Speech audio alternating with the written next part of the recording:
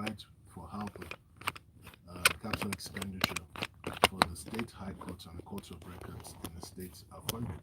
Now I'm going to quickly read section 81, subsection 3, and it says any amount standing to the credit of the judiciary in the consolidated revenue fund of the federation shall be paid directly to the National Judicial Council for disbursement to the heads of the courts established for the federation and the state under section 6 of this constitution. Now, that's a constitutional provision. Now, sometime last year, the president issued Executive Order number 10. What is Executive Order number 10 about? Basically, it seeks to shift the responsibility for funding courts of record established in the states from the federal government to the state governments. Now, the 36 attorney generals of the states sued the federal government, saying no, that the Supreme Court should enforce Section 81, subsection 3, and declare unconstitutional Executive Order number 10. Now, the wording of the constitutional provision is clear. The Consolidated Revenue Fund is an account that belongs to the federal government into which the revenue of the country comes into. Now, it's a straight line charge. All monies meant for the judiciary should go straight to the NJC, who will then send out the monies to the various federal courts and state courts. NJC being National Judicial Council, yes. Now that provision is clear. It hasn't been repealed to the best of our knowledge, and as we speak to you, it's still the law. Now, it is surprising that in the face of Section 81, subsection 3, Executive Order number 10 was even contemplated, let alone signed into law. And it begs the question again. The chief legal advisor to the government, who is the Minister of Justice, what advice did he give Mr. President? Because clearly, you don't need to be an experienced lawyer to know there's a conflict. And where a subsidiary legislation or a law is in conflict with the Constitution, that law is invalid. Could there be ulterior motives to that move? Knowing full well what's obvious. Okay, so what it appears is that due to the funding challenges the country has faced recently, the federal government sought to shift its obligation to the states. However, who are we deceiving?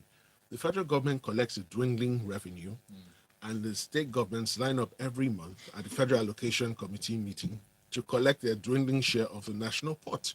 So, and if the federal government cannot fund these capital expenditures, certainly most of the states will not be able to do that. Now, very quickly, how many really sovereign states do we have in Nigeria? I'm not sure they're up to 5. There are some states that without the federal allocation, nothing, absolutely nothing is happening. Right, even down to salaries being paid. Thank you, Mr. C, for putting that in context. Let's get to this next story as it relates to what we just spoke about. Wadi, the Revenue Mobilization Allocation and Fiscal Commission has said it will commence the process of reviewing the current revenue allocation formula for governments in the country today. It will commence the process with a 2-day public hearing in Lagos. Now, the states expected to participate are Lagos, Ekiti, Oyo, Ogun, Ondo, and Osun. I know that there's presently a pushback by some, state governments asking for their perceived allocation or entitlements. What are your thoughts regarding this story and what it portends? I think it's a welcome development. That's one. And then secondly, I think this is an opportunity for the states to actually battle a bit more. You heard what Mr. C said in terms of the dwindling fund that come into the Nigerian consolidated accounts. So this is an opportunity for you to now start realigning how best to share these monies. Do you decide that states who generate more should get a bit more of what you generate, and that way you'll be able to fund more projects in your state. But you also have to be fair to states who cannot generate as much as possible. But like we continue to say, this is an opportunity for everybody to go out there and speak their minds and see what best will work for the federation in terms of funding. Do you want to create a system where, yes, a certain specific lines of funds go directly into the consolidated account, It used to be like that some time back before the single treasury account system came in, that everything had to come in. So some parastatals, some states had some monies and be able to spend it. So maybe this is what everybody should be looking at. The states should go out. It starts in Lagos on Friday with the Southwest. No, it starts on Tuesday. Sorry. October 7th, Yes, Thursday, October Thursday. 7th, to Um, Friday, October 8th. That's in That's for South. South, Yeah. which And are then the other already- zones will continue. The Southeast will be 11th and 12th. So everyone is expected to come out there. Even the general public, those who have an idea of how funding should be, should start looking at it. And then the states should sit down properly and align what they want. It's this administration, but at least it's a good way to start. So one may think that this move by the Revenue Mobilization Allocation and Fiscal Commission to review the current structure, which already gives the federal government 52%, 52.68% of the revenue shared. States get 26.72, local governments get 20.60. Could this be their own reaction in terms of house cleaning based on the arguments that erupted from the VAT conversation? Very possible, and that's what I guess that's what I was trying to explain earlier. That when you consider the fact that some states are claiming that they generate more revenue, Yeah, so and they should get- so they should get a bit more of the revenues generated. But like we continue to say, you should also be very careful, because some of the revenues being generated, do they really belong to you? Yeah. So actually classifying those lines specifically that would go into the federal coffers makes it easier for states to say, okay, you know what, we can generate this on our own and spend it on our own. Thank you so much, Wade, for your thoughts shared. Please remember to send messages with your reactions to WhatsApp 0809 444 0981. Now let's handle one of the elephants in the room. This is from Guardian, a Guardian report. Premium Times. Guardian was involved in this investigation. Premium Times as well. Well, Guardian quotes Premium Times as the source for some of the details here shared. In all, there were about 336 politicians listed in the Pandora Paper scandal for flouting the extant laws and legislations as they hide their assets. And this is the caption in the Premium Times report. I saw an updated report on the following, connected stories, naming the current governor of Kebbi State, who was then a senator 11 years ago, of having dispatched a delegation to Singapore at such time in search of a new haven to shelter his controversial wealth. He was also named as one who helped the Abacha family to, expatriate money, if I would use those words. But Mr. C, please dig in. Okay, thank you, Valentine. So, as you've already stated, there was another leak of the Pandora Papers, which clearly details how corrupt individuals have taken steps to hide assets they ordinarily should have declared. And these individuals span several continents and several countries, including our dear beloved Nigeria. Now, the Nigerians include a former Chief Justice who's not named, Yes. state governors who are not named Yes. Yeah.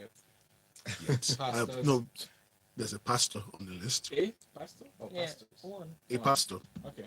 and some of the Mr. Peter Obi, who was a former governor of Anambra State, was named.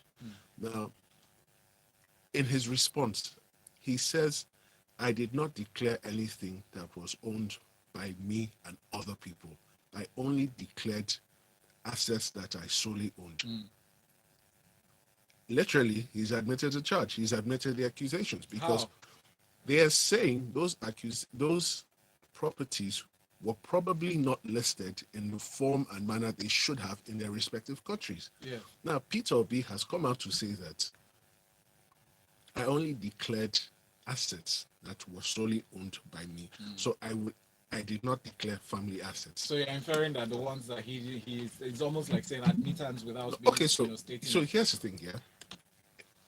When you're filling the asset declaration form, you're asked to declare all the assets you have an interest in, whether it's direct, whether it's indirect. Really? So he's being clever by half. But your president did the same thing. You No, no, asked him no. how much he owns, and he told you exactly what he owns and how many cows he has. No. So what you say is different from what you put down on the document, because the document, when you fill it, you swear to an oath stating that the provisions, the contents of that document are correct.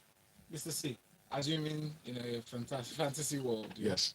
you are a partner in the company, I is a partner, I'm Yes. a partner, Wada is a partner, we're all co-partners Okay. and co-owners of this company. Would you say that's your company, that you own the company? I would. Wouldn't you say this is a company I co-own? So I will state that I have an interest in the business, but that for the period I'm going to be serving the public and the nation by extension, I'm stepping away and my interest will be managed by a trust.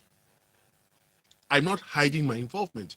Now, Vice President, when he was appointed, he was a senior partner in a prestigious law firm here. Yeah. He stepped aside. We all knew that. He didn't Naturally, hide he it. couldn't practice as a vice president. No, but he didn't try to hide it. Yeah, I see. So when you try to hide stuff which ordinarily you shouldn't, the first question is why? Especially if you cannot explain the sources of the funds used to acquire those properties. Now, the Kebbi State governor, he's been in the news for like forever. The US government has accused him of helping the Abacha family to steal Nigerian money. And then guess what? Money that was stolen, there was a controversial scheme and plot by them to lend that money back to Nigeria in the form of Nigerian power bonds, which were issued in the 80s. Yeah. Now, these were bonds that were whose interest payments were guaranteed by the US Treasury. Now, we are aware that part of his assets had been frozen. And the report details how he set up opaque trust arrangements in the British Channel Islands, New Jersey, and then tried to switch them to Singapore. In all of this, he clearly has something to hide. Now, the bigger question for us back here, what lessons are we taking away from this? When our public officials fill their asset declaration forms, do the officials who receive them even bother to seriously check these documents and verify that these assets actually exist? Because what some of them have been accused of doing in the past is anticipatory declaration. So Valentine is elected governor today. Valentine has probably only two houses, one in Lagos, one in Abuja.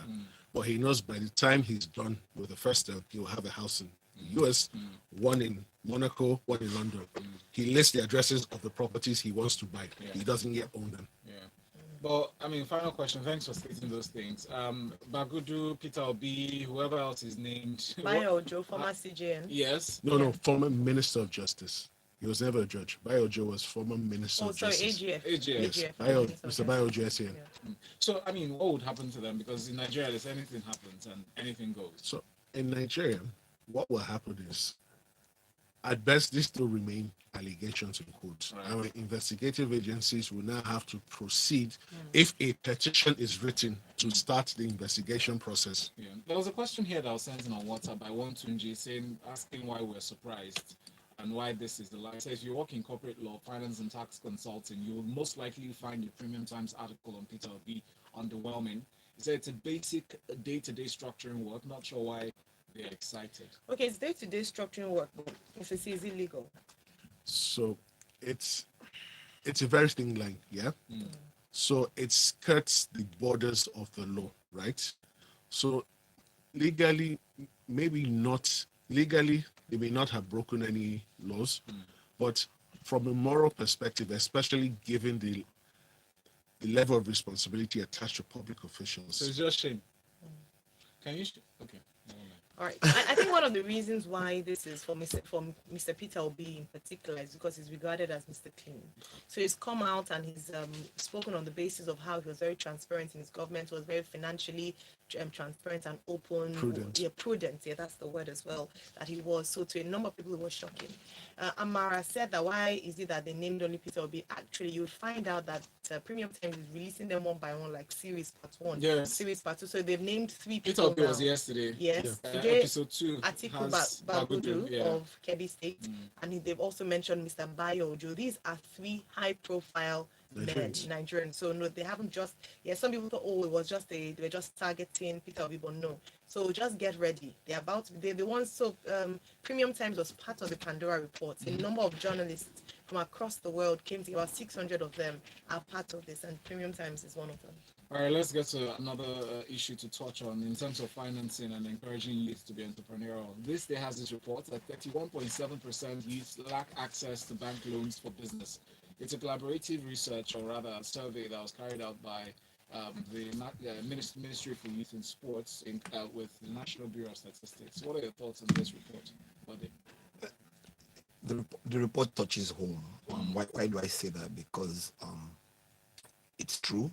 It's almost impossible for a lot of small businesses to get loans out of the banks. And what you find today is a lot of small businesses are going outside the regular financial systems to get some monies to run their business, and which is creating a new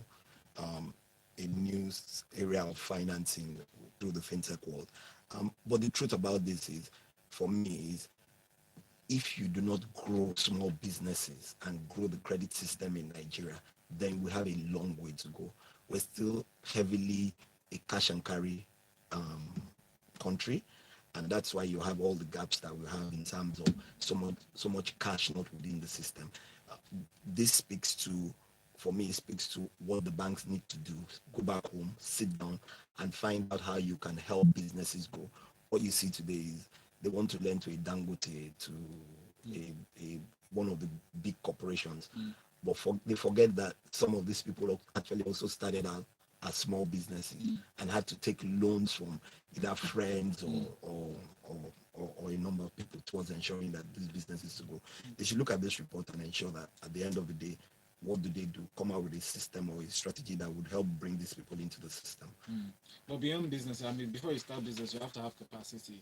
Some of the issues, border on lack of the right capacity that comes from education. So if the background is created in terms of training beyond just social interventionist programs, that would be nice, don't you think? Yes, that would be excellent. And the thing about it is that it's not just the financial system. All systems should come together towards ensuring that they can educate a lot of all this of these young people towards ensuring that they grow their businesses, various forms of training. Thank you so much. We spoke about this extensively during Business Express 912, so if you want to check that out, you can too. Ken said, good morning, guys. Concerning the president signing a presidential order relinquishing obligation concerning the judicial arm to the states, I need you to clear my doubt on this. Is the Sharia court part of the courts funded by the Nigerian government? Yes, the Sharia Court of Appeal is court of record, so it is. All appeal courts. All right, thank you very much. Let's move on to our next story. And Mr. C, I'll come to you. Army launches military exercises to checkmate criminality. This is in the Vanguard newspaper, and a number of people, I wouldn't need to go through to the background of what's going on in the southeast, especially unknown gunmen, IPOB sits at home, enforcement of that, lives and properties being damaged.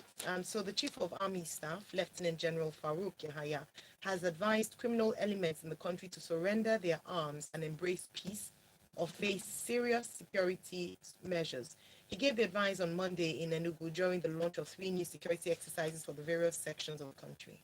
So there's Golden Dawn for the southeast, still water for the coastal areas, and enduring peace for some states in north central and FCT. Please, let me get your thoughts on this. Okay, so this is a welcome development given the recent security challenges the country has been experiencing. And these exercises are designed to ensure that the security situation drastically improves across the listed regions of Nigeria. Now, that having been said, I'm a bit concerned because by law, the Nigerian military is not supposed to be conducting operations within Nigeria's territorial space. The Nigerian military is supposed to defend Nigeria from external attacks. And this reinforces the fact that the Nigerian police force, as presently constituted, is incapable of meeting its basic statutory obligations, which is to secure Nigeria within its territorial space, because this ordinarily should be what the Nigerian police force should be doing. Now, that having been said, difficult times call for strange measures. And yes, despite what I've said, it's strictly speaking, it's not proper. It's a good thing the military has been called in. However, it's instructive to know that he's reassuring us that there will be no infractions by the military personnel. Now, it's good to express the wish. Yeah. So how do we measure that? So, what will happen is, whether we like it or not, he cannot determine the behavior of every single military officer. However, he can determine that when anyone is found guilty of an infraction, that the person is investigated and properly sanctioned. Now, for the Southeast has been quite restive recently. There's an election in Anambra in November. So whatever measures are used, because part of the goals of these exercises are to build this civilian military partnership. They're going to be outreaches, they're going to provide boreholes, education. It is good that they try to improve or reduce the trust deficit Nigerian populace has with the military. And this is a step in the right direction if it is properly carried out. Now, the military has its rules of engagement, which are slightly different from that of the police. And it will be good that they do not descend on communities, especially where military soldiers are attacked, kidnapped, or sadly even killed. So we hope that these operations achieve the goals that have been set for them. We sincerely hope that there will be very little infractions, if any, and that at the end of the day, these regions are secure. But above and beyond that, we need to think critically how we're going to get the police back to the level where it should be doing this work. Because if Nigeria had to fight a war today, we'll be in deep trouble. Yeah, the military is busy The fighting. And military is overstretched. yes. Yeah. Right, According thank to the you. message, that so why will anyone hide his own assets, even gotten legally? And again, it's criminal and illegal for public office holders not to declare their assets and run private organizations while in office. So the penalty is criminal code of conduct banning the corporate for 10 years and from participating in politics and forfeiture of their assets. All right, thank you very much. As we have mentioned, World Bank approves $400 million credit for Nigeria to scale up COVID-19 vaccination. Premium Times just to mention that we've gotten that to help with the fight against COVID-19. Preparedness and response project is what they've called it. Now, moving on to our story from this day newspaper, the Nigerian Institute of Public Relations advocates inter-ethnic marriages for national unity. Let's end on a lighter note. So we have two stories to go to on a light note, but very serious. The president of NIPR, Malam Mukhtar Sirajo, who spoke when he hosted members of the Association of Inter-Ethnic Married Nigerians in Abuja, maintained that Nigerians should look beyond ethnicity and religion when making major decisions. Well, the way you're looking at me is very suspicious. Because I feel like you're a stakeholder. I am. I didn't even know this association existed. It should be a I don't know patroness. why I'm not a card-carrying member. I really don't know why the I'm a- association should exist. Why not? No, because we need Okay, it. please, I'm please. a fruit of its inter-ethnic marriage. Uh-huh. So am My I. husband is a fruit of inter-ethnic marriage. Same here. Then we are both ethnically married. So So we you need should, to what, you be. should be We should be receiving receiving Shareholders. revenue from from yes. All right, so let's talk about the merits of this advocacy Yeah. in terms of inter-ethnic marriage, good for national unity. We had a good debate about this as to how well has, because I don't think we need to be advocating for that. We marry, all of us in this room, none of us are actually married to people from our own tribe. We're all inter-ethnically married. We'll put it that way. So what is has it helped? Valentine, have you had a better appreciation of Of course. Edo people? I don't know. You don't need to ask longer. Yes, of course. What have you had? Where's your wife from actually? My wife is actually from Edo. Oh, I okay, so you know. I have 5 siblings who are Yeah. married from all across. No, Nigeria. no. Speaking of you, Me? you're not. No, you're not in this WhatsApp group. You are, but you there's a analyze the different, story. but there's Hold a on. different Let Mr. C culture, answer. really. Mr. C, have you had a better appreciation of Isoko people? Yes, I have. Okay. So it's united you and your wife, or you and Isoko people better? Yes, it did. How about your family and the family in? We're getting along quite well because, funny enough, my brothers are married to non-Nigerians, so none of us married. Oh, look at that. All right. Fantastic. Listen, Mr. Whether you can now go ahead. The only one who is not married to.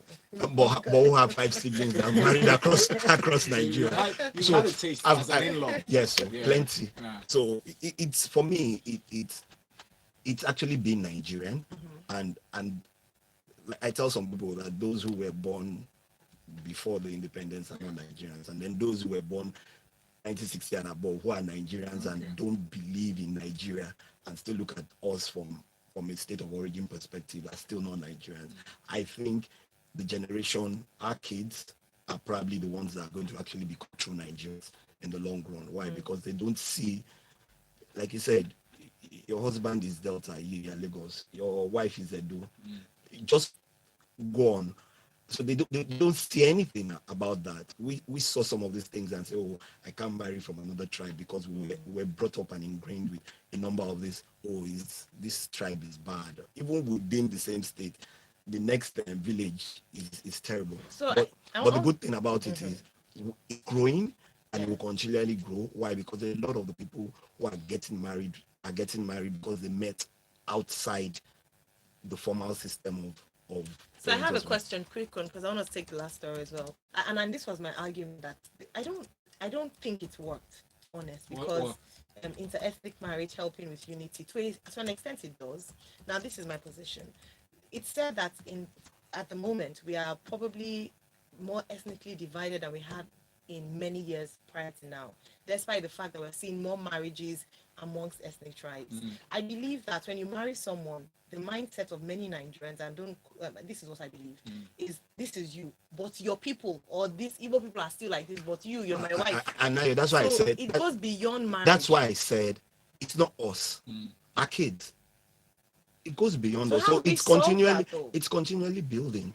I honestly feel like that's that ethnic divide or the divisive sentiments that they've been stoked by politicians. So that's what I'm trying to say, that you can marry all you like. Yeah. If the body language of leaders, exactly, influencers in quotes in political engendering divisive sentiments, I feel like that's for now politically motivated.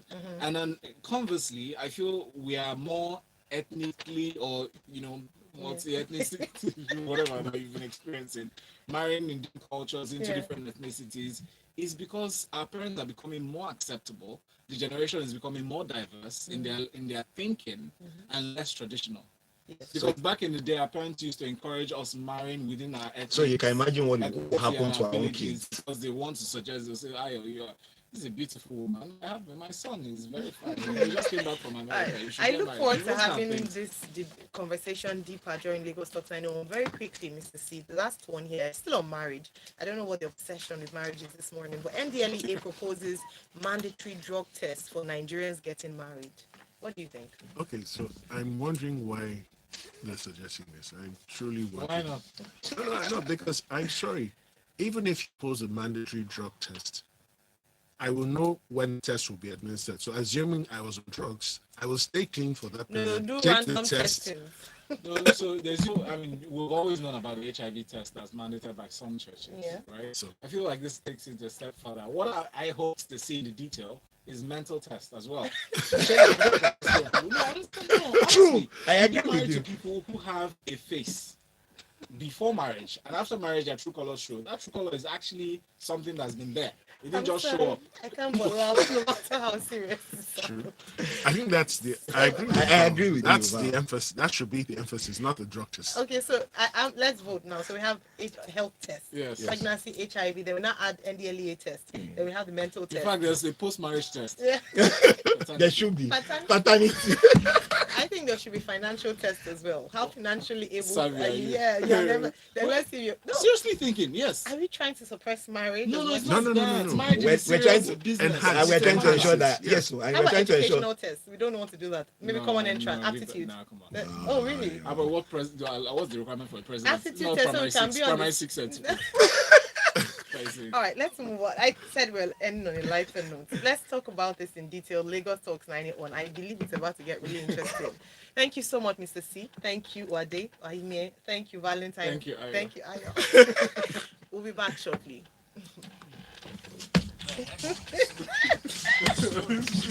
You see, I said, please, let's discuss this ethnic marriage further.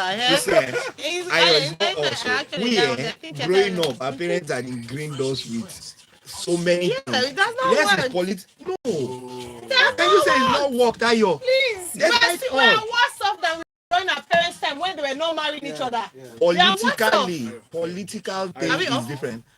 However, wait, hold on. are you with me? Yeah, our kids are so diverse. They have relationships all over, Long distance relationship. both long, both short. And they're married. They're even more open to like even marrying like from outside. What was like taboo before? Yeah. So, couple of things, right? Yeah. The political elites, We're online. when they hang out, Yeah. they are not concerned about ethnic.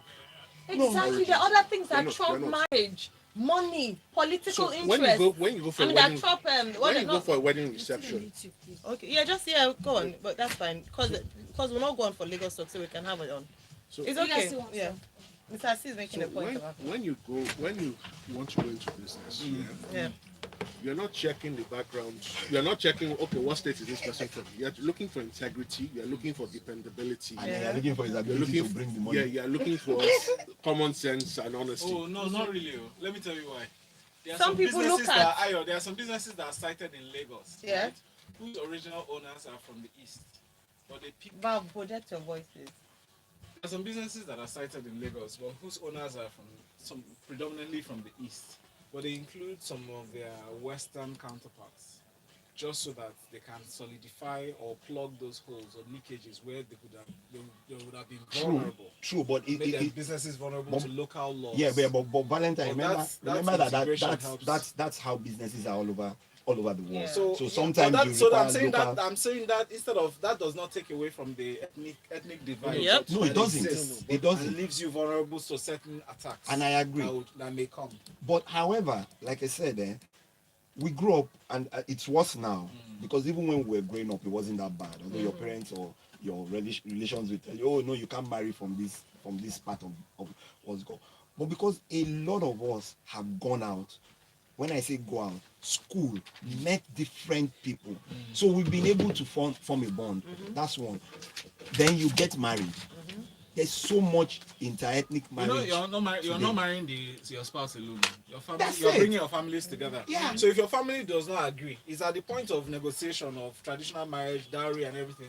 That's where a lot of marriages break before they even happen. What So you all cannot I'm saying is discount that that all one. I'm saying that I agree with what you're saying that yeah there have been more marriages, people are now more open to marry people, but has he helped perspective and has he helped our tolerance of one another? It hasn't. We still say, oh, I'm a Yoruba person.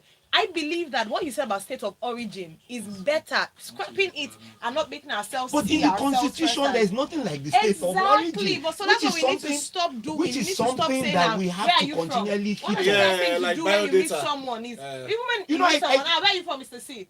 Because guess what? That where are you from question helps you to quickly do a method like a computer.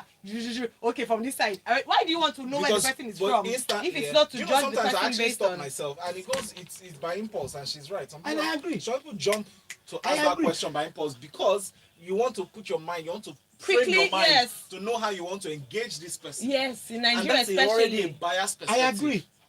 However, the thing about it is that even the ethnic marriage is bringing about more and more children who is not, you see, because they As are. I told you, let me tell you two of my friends, two close friends of mine. One, her father is Igbo and her mom is Yoruba. We call her Biafra. You know why?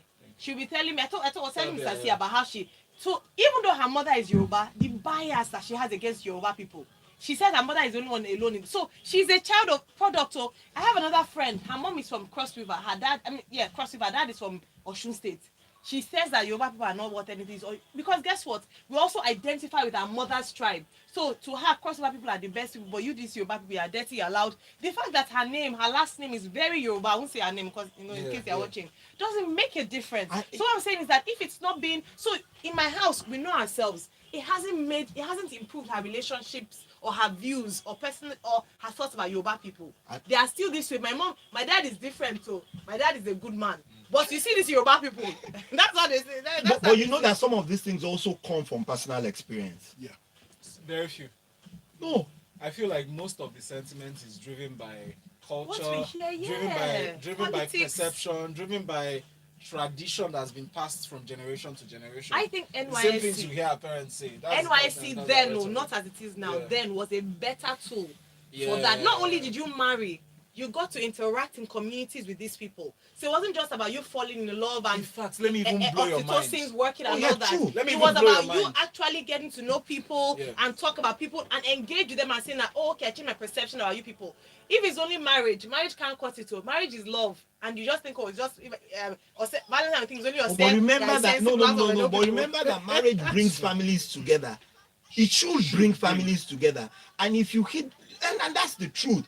If you hit the right connection, you will find out that so if this family can be like this, so why can't every other person? So what changes my perception? It's the same way. What's it called? Umuleri and Aguleri will fight. They are brothers. If you are Modekek, they have more intent. But guess what? It escalates in the future, and sometimes even the people that are fighting in that future, They cannot don't know even the trace back reason. to They where it don't know started from. how it started. So, which emphasizes my point of it being passed as tradition from Yes. generation. So when you think about it, Even in Yoruba based on land, you see perception, so- Ijebu people are like this. do you get? Even if you marry, you know, it's like me and my friends, we joke about it. I can't even lie. I can't even imagine that my children will be bearing Isoko names. Can you I hear? hope my in-laws are not watching. I'm like, Yeah. hey, so you're not going to be. We'd already thought about Yoruba names for them, etc.